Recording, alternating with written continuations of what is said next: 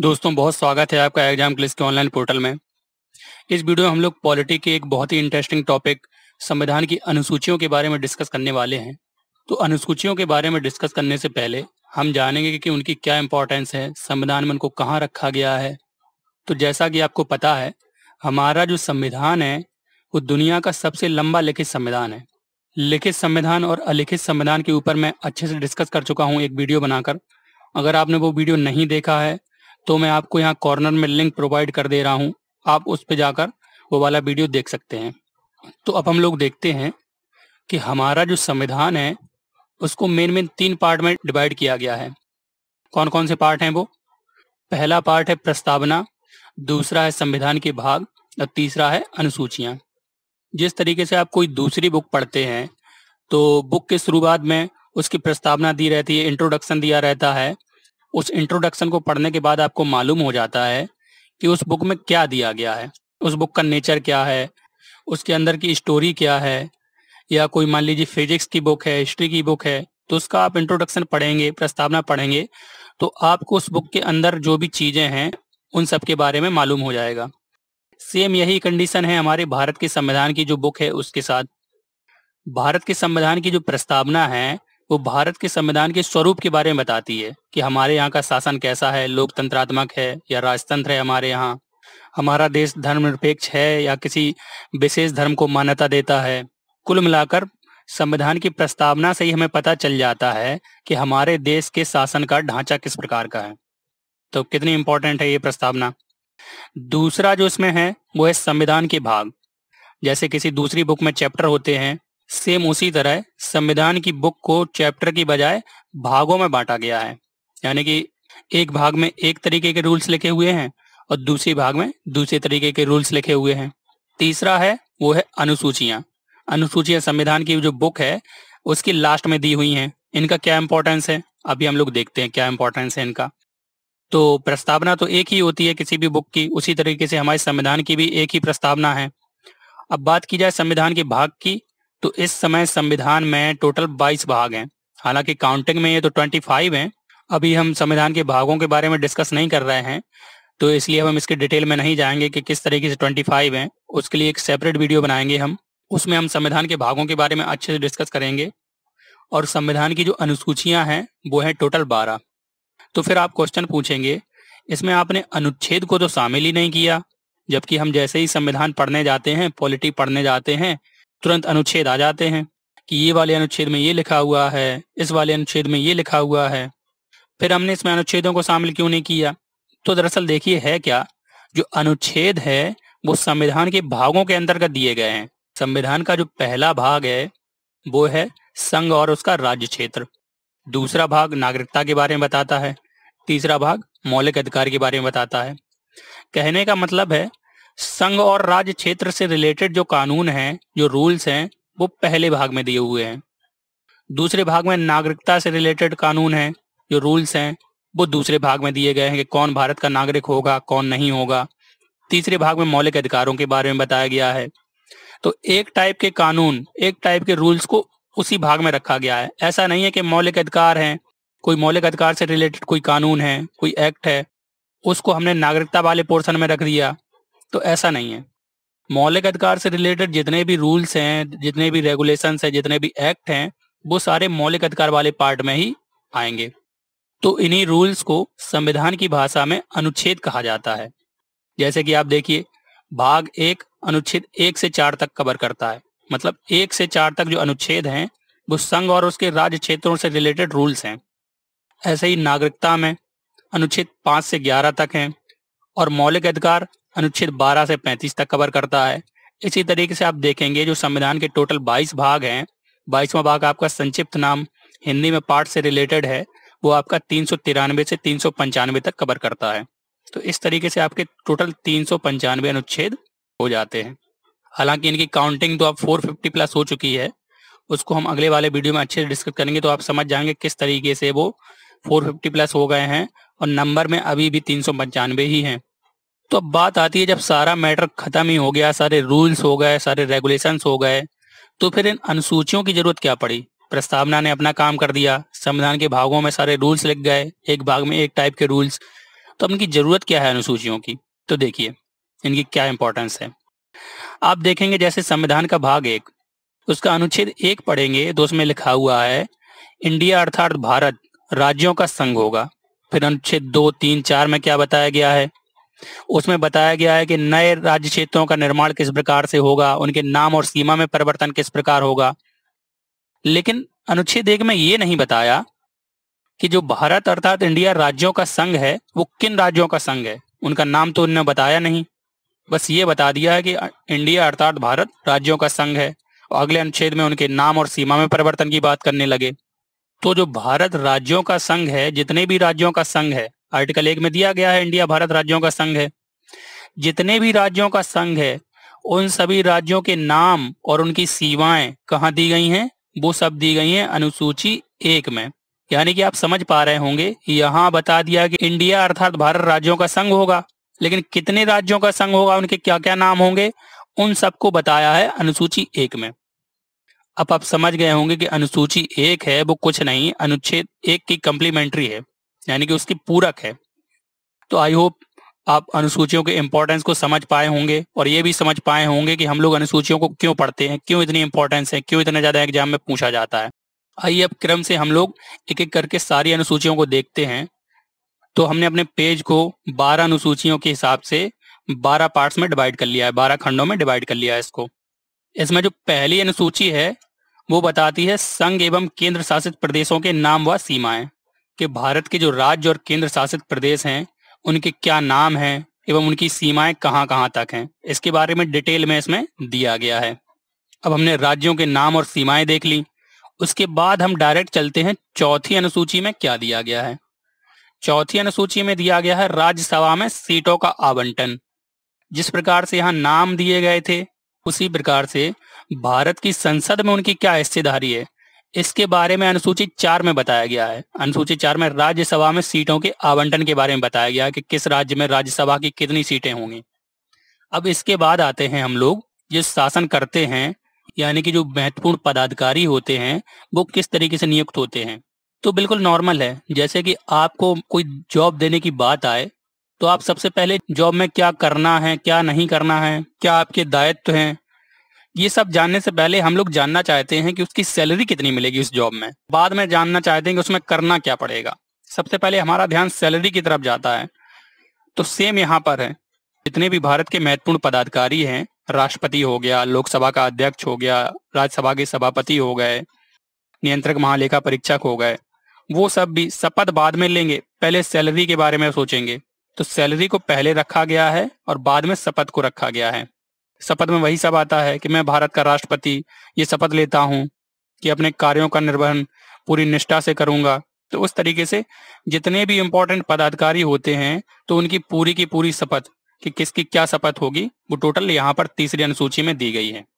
I hope इस structure से याद करने में आपको थोड़ी सी आसानी होगी। तो हमने 4 अनुसूचियों को अच्छे से याद कर लिया है। अब देखते हैं 5वीं अनुसूची में क्या दिया है। 5वीं अनुसूची में क्या दिया है? इसमें दिया है अनुसूचित व जनजातीय क्षेत्रों का प्रशासन व नियंत्रण। इसका क्या मतलब है? जो हमारे देश में कमजोर वर्ग हैं, अनुसूचित जाति एवं जनजाति के जो क्षेत्र हैं, कुछ राज्य हैं, वहां पर प्रशासन किन नियमों से चलाया जाए उसके बारे में प्रावधान 5वीं अनुसूची में दिए गए हैं। इन राज्यों में कुछ अलग से स्पेशली कानून बनाए जाते हैं जो बाकी राज्यों में नहीं बनाए जाते। इनमें आप देखिए मध्य प्रदेश आता है, छत्तीसगढ़ आता है, गुजरात आता है, राजस्थान आता है और टोटल इस तरीके से आपके 10 राज्य इसमें शामिल हैं। तो इन राज्यों में जो भी नियम बनाए जाएंगे उन सारे नियमों का वर्णन आपकी अनुसूची 5 में किया गया है। फिर उसके बाद जो 6ठी अनुसूची है वो भी आपकी इसी से रिलेटेड है, 5वीं अनुसूची से। इसमें उत्तर भारत के 4 राज्यों के जो अनुसूचित जनजातीय क्षेत्र हैं उसके प्रशासन के बारे में प्रावधान दिए गए हैं।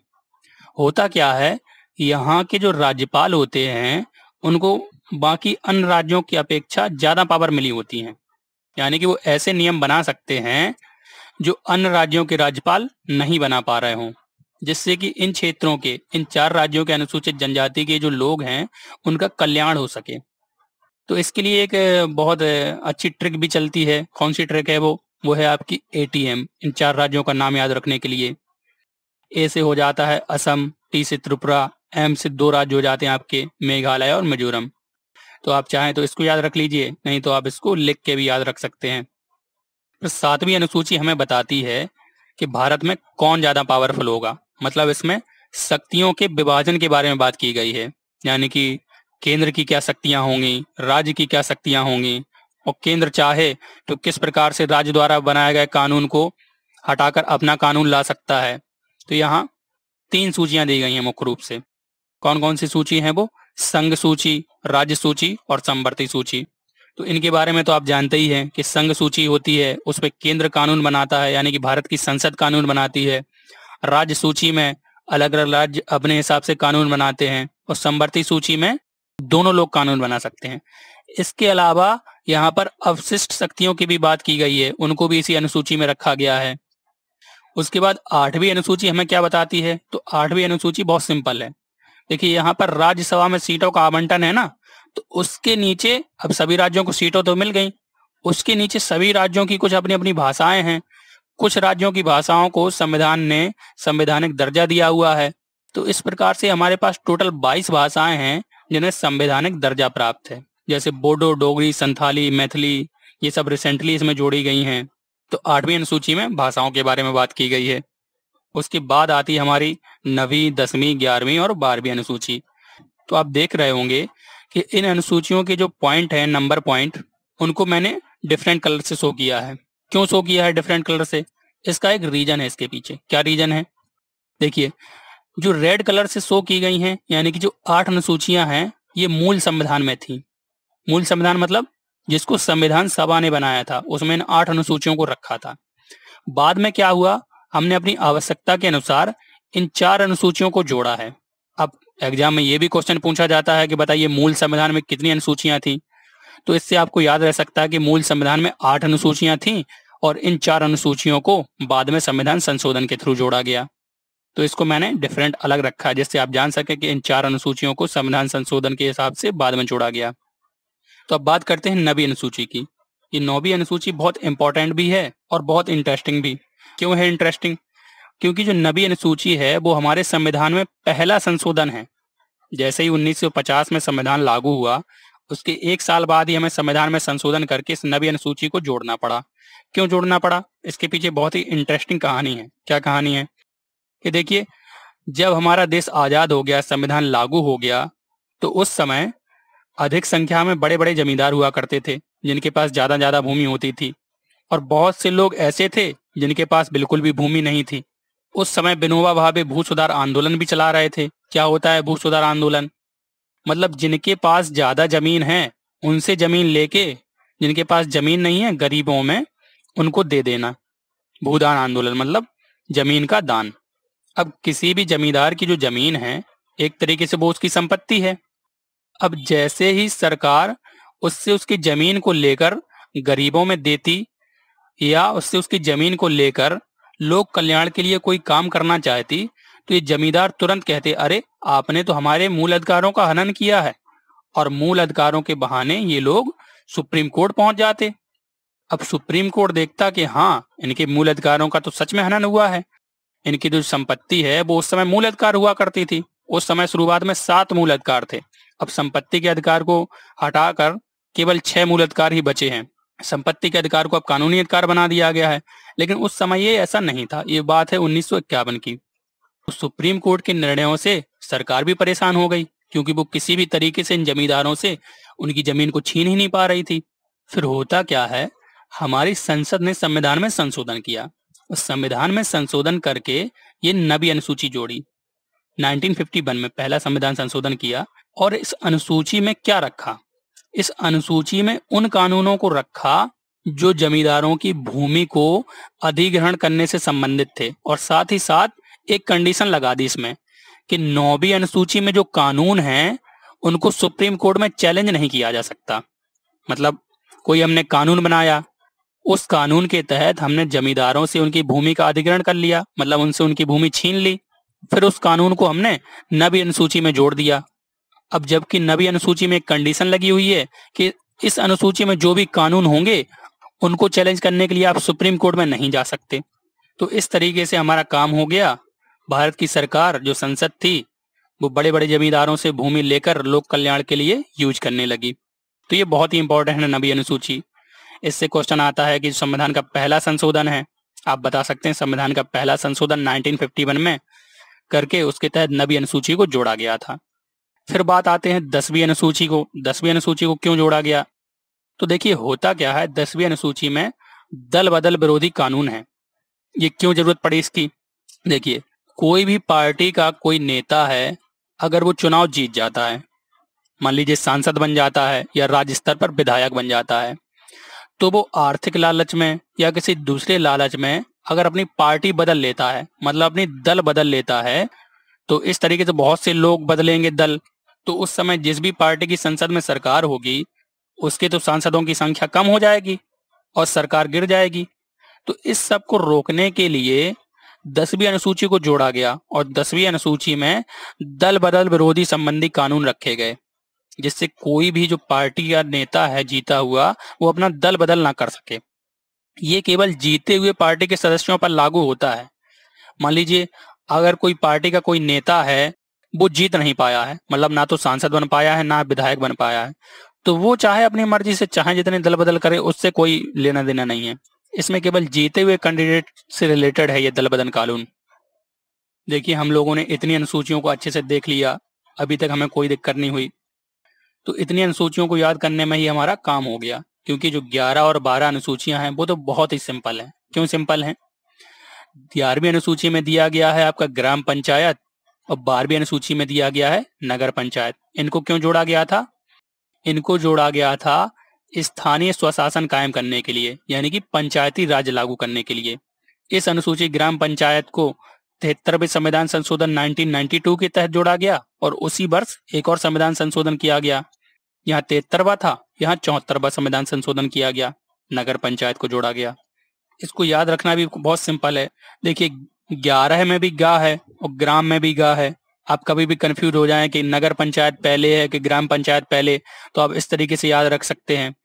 इस अनुसूची में ग्राम पंचायत की क्या शक्तियां हैं, उनके क्या कार्य हैं, इसके बारे में बताया गया है और सेम यही बताया गया है नगर पंचायत में उनकी शक्तियां क्या होंगी, उनके कार्य क्या होंगे।